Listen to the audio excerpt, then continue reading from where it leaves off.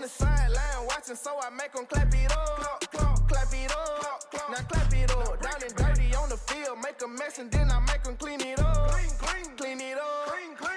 On the field is not a drill. $50 million deals. Yeah, we get the cap for real. I make it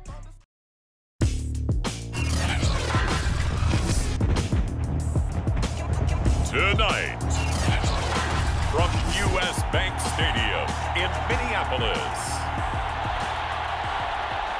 it's a special prime time edition of the NFL on EA Sports.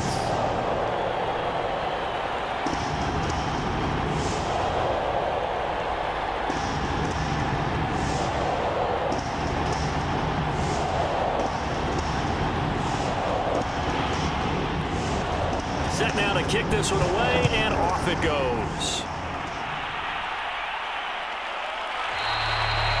And we will not get a run back here to start. It's a touchback, and it will come out to the 25.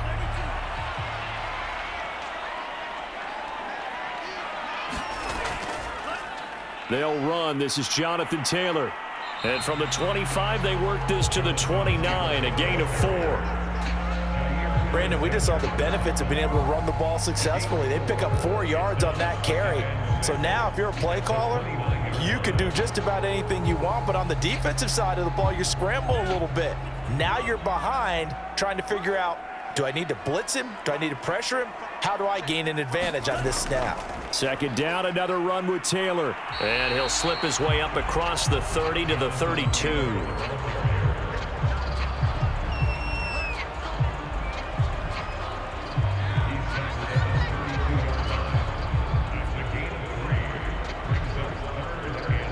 Third play of this opening drive as they're looking at a 3rd and 3. Back to throw. Snyder. And he's going to have the first down at about the 38. And that one was a lot of fun right there because that was the game within the game. 3rd and short, blitz was on. What's the key for the quarterback? Get out of your hands in a hurry. And that was a quick little completion. Got the job done for a first down.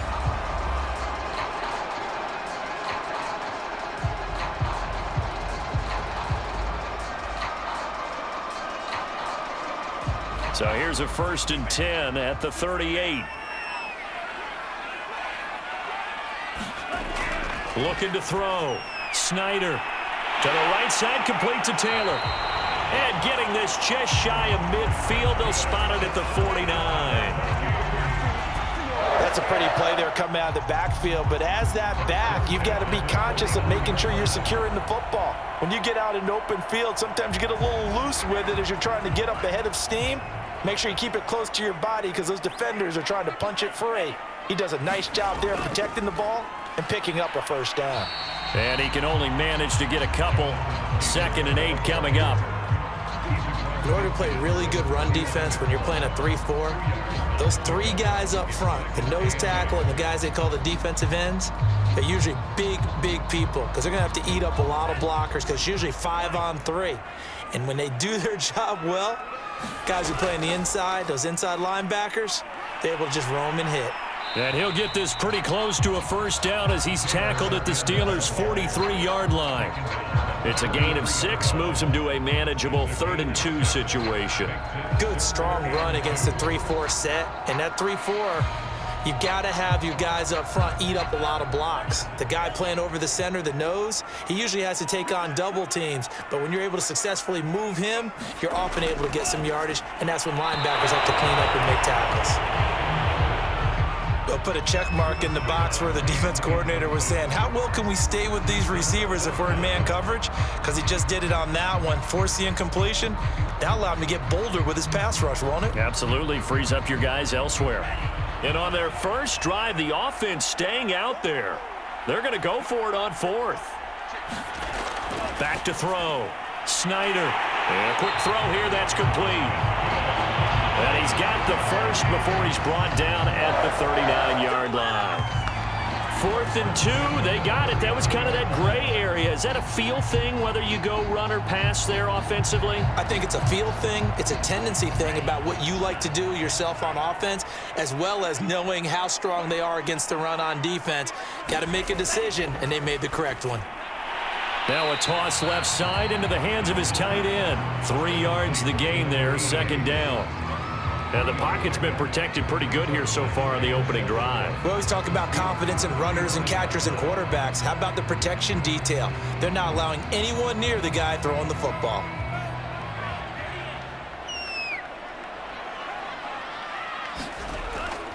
On 2nd down, it's Taylor.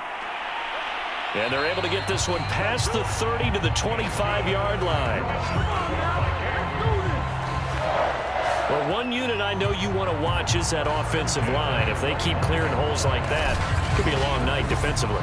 No doubt about it, because when they are in sync, as we're seeing so far, when that continuity is there, and you can see that they're playing off of each other while controlling the defensive front linebackers, you're exactly right. It could be a very long night for the defense because someone's going to run for some big yardage. Back to Taylor on 1st down. And he'll be brought down inside the 20 at the 19. It's a 6-yard pickup, and it gets him to 2nd and 4. Well, I think that's what they're going to need to do here in the first half. You've got to take some pressure off of this young quarterback, and no better way to do it than to establish the running game early. The last run got 6, now 2nd and 4.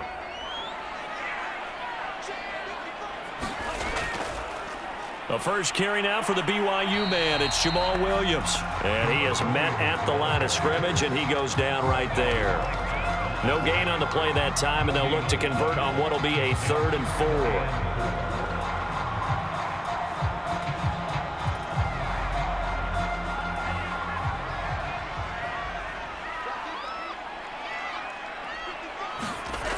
From the gun, Snyder. Over the middle, complete. That's Taylor. And he will be very close to a 1st down, but I see the closed fist of the referee, and that means 4th down. And they're getting him involved early. You feel like they saw something on tape, or they just have a sense with him because he's had a good week of practice or something in that area that they want him involved. Just as you said, they want him to touch it either in the running game or the passing game, but they must like the matchups they're getting.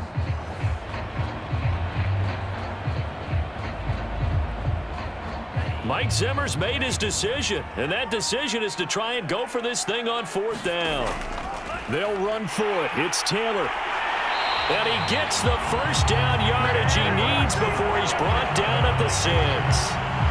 The impressive opening drive continues, and just space being created by those guys up front. We're seeing this the same way, aren't we? We are seeing an offensive line, as this game gets started, as it starts to unfold, that they are dominating the line of scrimmage.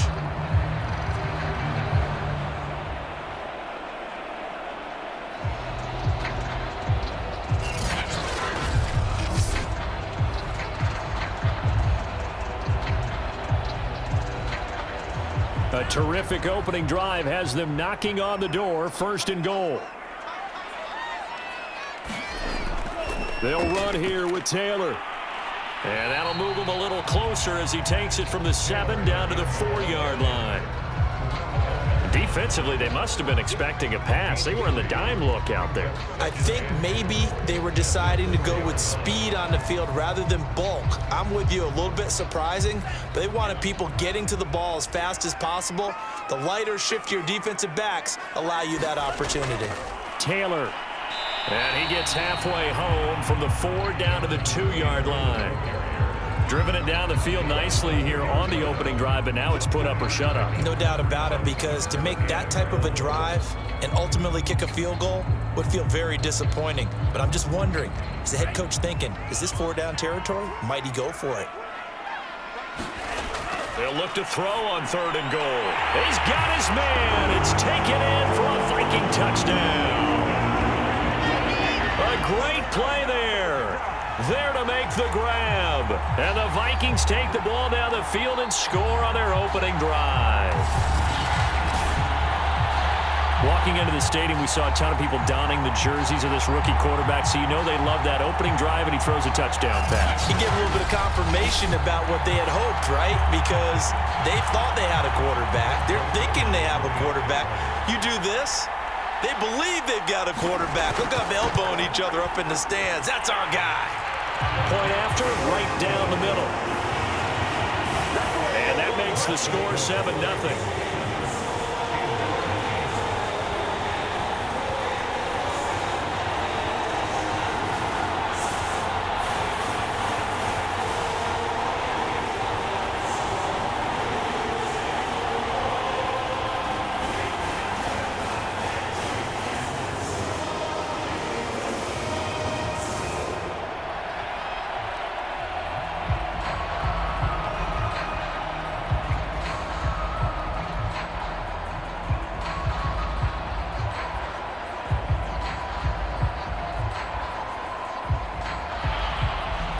The kickoff team on the field now as they will send this one away. Fielded just outside the goal line. And he'll be tackled just shy of the 25.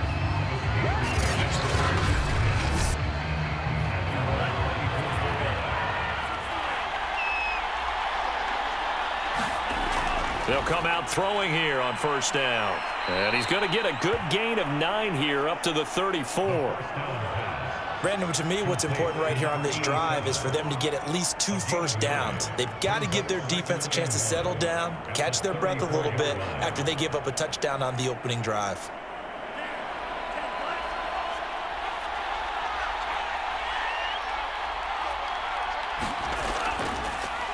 Now a first carry for the former Tar Heel, Javonte Williams. And this is going to be a Steelers first down as the tackle made just shy of the 40.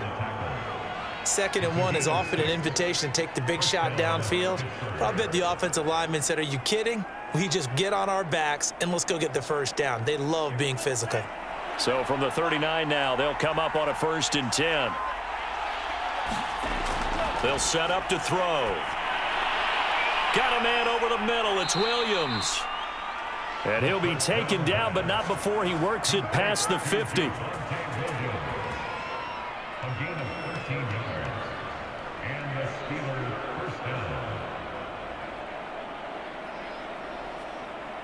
From Viking territory now, they'll come up 1st and 10 at the 48-yard line. They're going to look to throw. Firing quickly here, and that's complete. And he is tackled inside the 40, not quite to the 35. A lot of tight ends just use their size and their strength, try to occupy some space and kind of body people away and catch the football. But not this guy. He's a refined route runner. Makes me wonder if he took some dance classes in his background with his footwork.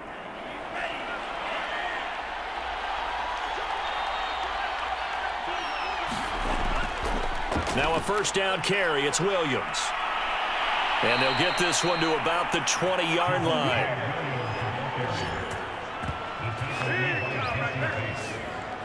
A gain of 16 yards. First down, Pittsburgh.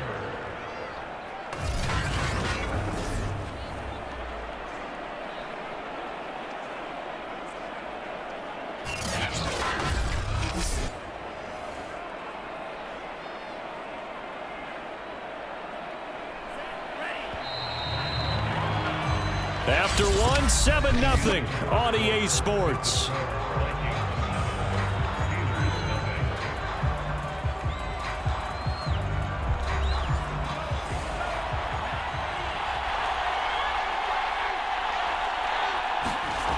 Now on first down, he'll drop to throw it. Quick hitter here, it's complete.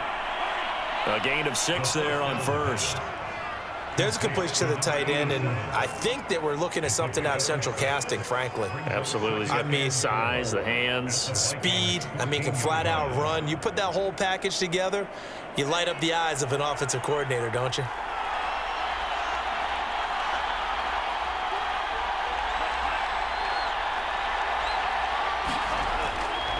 On second down, Williams.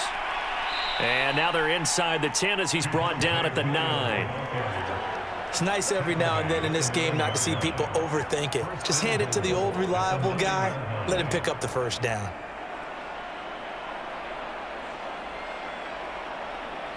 First and goal, and a chance to get that initial touchdown right back. He'll look to throw. Now the pressure gets there, and he goes down just inside the 20 at the 19. It'll go as nearly a loss of 10 on first and goal, so a disaster there. It goes as a 9-yard loss on the sack.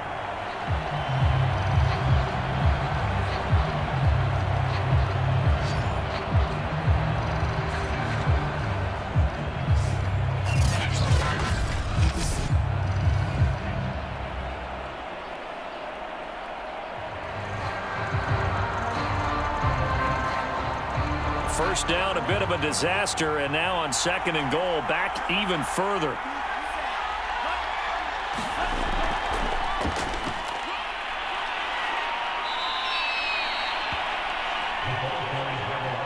And a lot of times, these plays, they either go for nothing or they go for big yardage. And here, they got to the outside, turned it upfield, and ended up getting a nice little gain out of it. This has been a long drive. You got to figure a field goal would be a letdown. Can they convert now on third and goal? He'll drop to throw.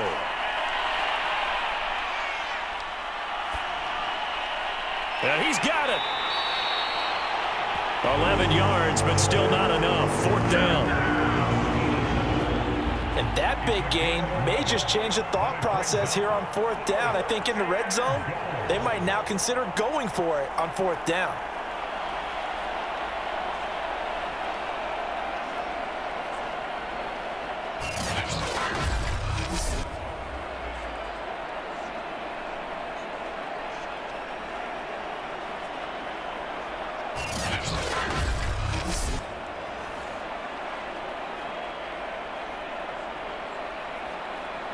Can this defense hold them out? Here we go now. Fourth and goal from the 2. And they'll let the fullback try and take him home. And he's not going to get there. They tackle him at the 2. They tried to let the fullback pound it in between the tackles, but he stopped up short. And the Vikings, they come up big down near the goal line. Well, look at the running back, the man out of the backfield as he gears up to go again. He's been effective so far, over the 40-yard mark here in the second quarter. Don't forget about those guys up front, though. They've been effective, too. The leverage game has been in their favor. They've been the ones who've been able to bend their knees, drop their hips, and get a little bit lower than the guys on the other side of the football, and they've moved them out of the way for the runner. Sometimes that's tough for those big fellas. Not an easy thing for them to do. 55 rushing yards rushing for him now in the ball game. The previous run, good for 9. Here's second and a yard. A give for Taylor running right side. And he'll get it up to the 12-yard line here. I think you mentioned in the opening drive that these guys needed to establish the run, protect the young QB. I actually wrote that down, believe it or not. So how would you assess things so far? I'm kind of touched that you actually wrote something like that down. I appreciate that, partner. But I do think they've been able to do that. Maybe not as effectively as they've wanted to, but I think we'll see more of as this game goes along because they want to continue to take care of that young QB. First and 10, Taylor now. And he's going to take this ahead for right around 3 yards, but no more than that. Second down. Look, all any running back wants is a little bit of room, a little bit of space in order to maneuver.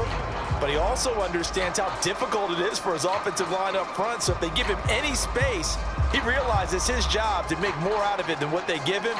Picks up 3 on that carry. The last run got 3. Now here's second and 7.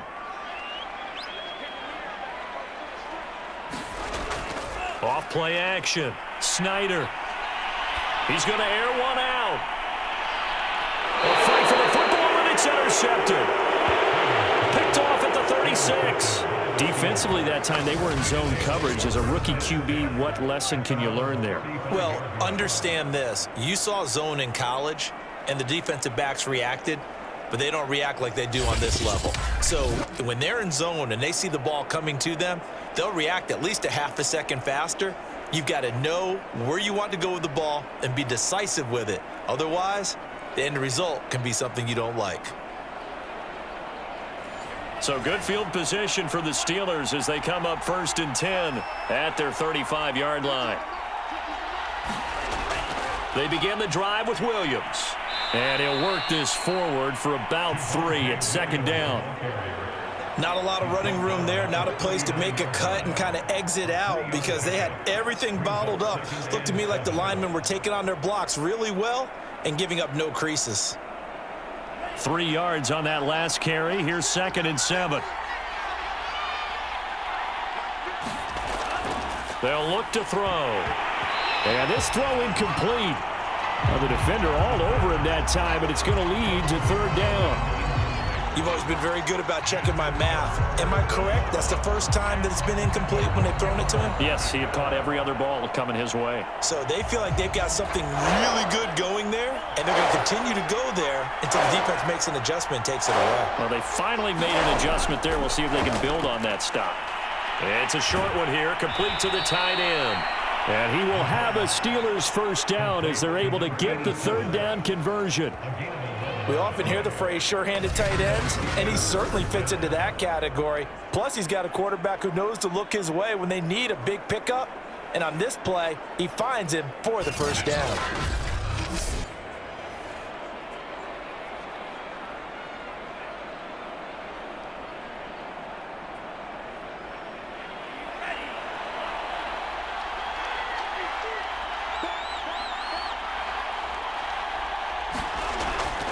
On 1st down, Williams. And he'll maneuver his way forward for about 4. 2nd and 6.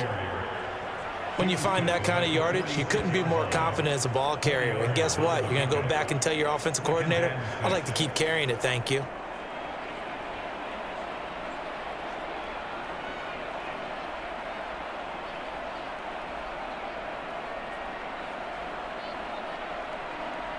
The run got 4. Now they deal with a 2nd and 6.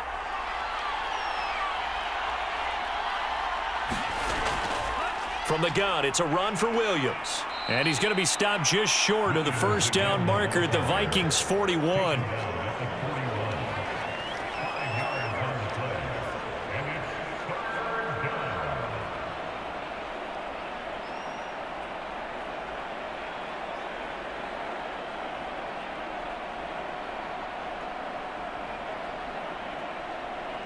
This is 3rd and 1. Very likely 4 down territory, even if they don't get it, though.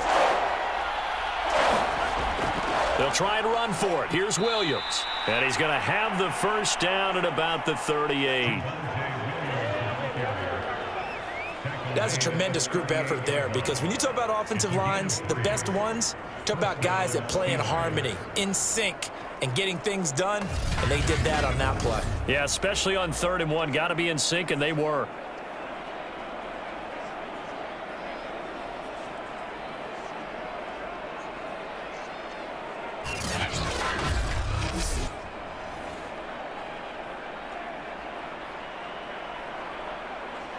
So here's a 1st and 10 at the 38.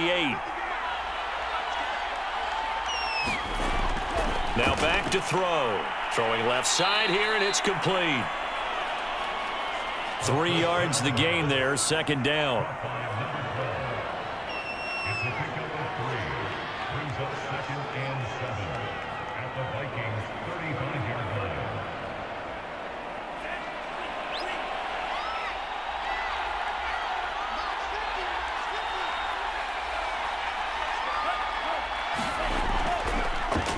Now a handoff. Here's Williams.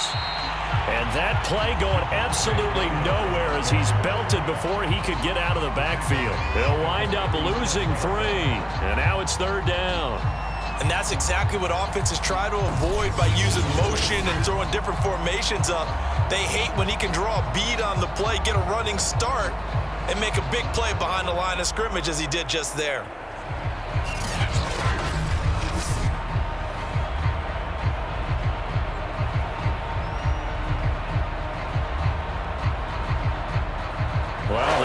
drive, they're a perfect 2 of 2 on third down conversions, but they need a full 10 yards here.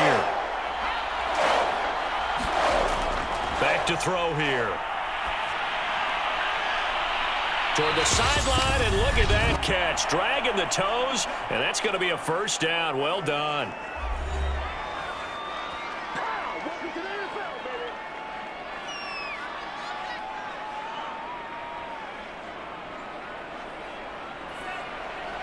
Coming up at halftime in a little less than 2 minutes, we'll send you to Orlando where Jonathan Coachman is standing by. He'll have highlights and analysis of this first half. And they work this near the 5. He'll be stopped at the 6. An ex-teammate used to tell me all the time, I hate experienced quarterbacks because no matter what, you really can't hide what you're doing. And I think that right there, he knew right away where the blitz was coming from, where his primary guy was going to be, and he ended up going to a secondary target for a nice game. I was just going to ask you, that wasn't the primary target, and he's so good at that, isn't he? I think he knew right away that he wasn't going to get to his primary guy. I think he read that as soon as he got to the line of scrimmage, knew where the pressure was going to come from, and said, I know how to beat that, and that's what he did. And a dangerous throw there as that's knocked down and incomplete. To this point, I've been impressed with the work defensively. They have not allowed a lot of receivers to run free. And there's another example, another incompletion. They come up here with another shot from the 6-yard line, and it's 2nd and goal now. They'll drop to throw. Got his man, it's caught for a Steelers touchdown. A great effort there. There to make the grab. And the Steelers are an extra point away from tying this thing up. Well, that's about as quick of a passing touchdown as you'll ever see right there. Everyone has a section in their playbook called the quick game. That was a super quick game. Out of the hands of the thrower, bam, right to the receiver, successfully for a touchdown. How in-depth is that quick game part of the playbook? It's pretty in-depth because people want the ball out of the hands of the quarterback into the playmaker's hands downfield as fast as possible. There are a lot of plays, a lot of options involved with that. Boswell good with the extra point, and we are tied here in the second quarter. That one in the books as a 12-play drive. And it ends with the Steelers finding the end zone.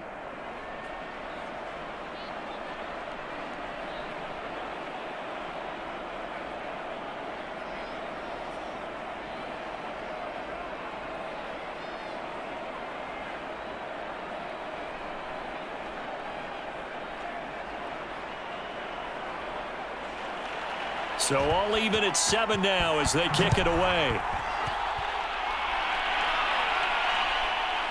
Here comes Jalen Waddle from his end zone. And he'll be stopped right around where he would have been had he gone down to a knee, maybe a yard shy of there at the 24.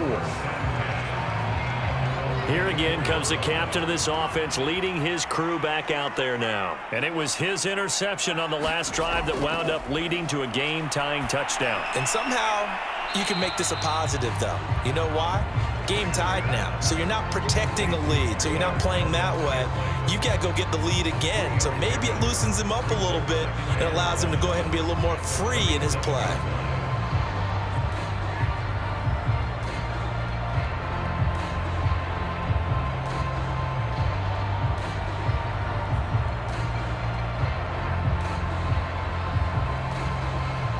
Second and 7.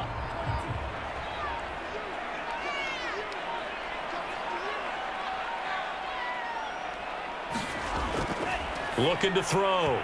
Snyder. And that throw behind his man. He missed him. Incomplete. They always say that real estate is about location. Well, guess what? When it's a slant route, the quick ones, timing, timing, timing. Got to be able to lead your man with the football. And the timing off right there. Threw it behind him. They head to the line facing a 3rd and 7 following the incompletion on 2nd down. Back to throw. Snyder. And able to catch it on the left sideline, but they're going to rule him out of bounds. So it'll be incomplete. Certainly one they'd like to have back as it brings up 4th down. Well, 3rd down, he tried to stay in bounds, did all he could. He caught it, but was led a little bit too far. Yeah, and that's always difficult, isn't it? Because you know half of your body is trying to stay behind while the other half is reaching out, trying to catch the football. The top half worked. It was the bottom half that was in question. That'll be a 43-yard punt, just a single yard on the return. And the Steelers will go on offense here, 1st and 10. A little over 20 seconds remaining in the half as they'll line up here, 1st and 10. And a quick throw here, that's complete. Now the Steelers use the first of their 3 timeouts as they'll stop it with 17 seconds to go in this first half of action.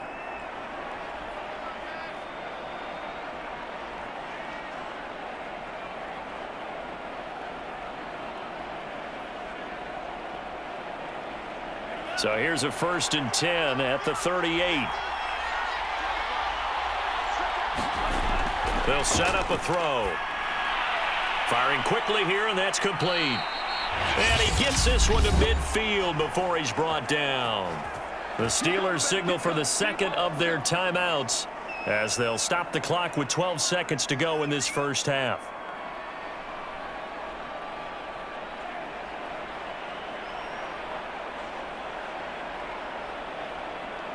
Back-to-back good plays have them on the move on 1st down. From the midfield stripe, they'll look to throw. Pressure coming from the Vikings, and they get there and bring him down. Now a timeout. 7 seconds left in the first half.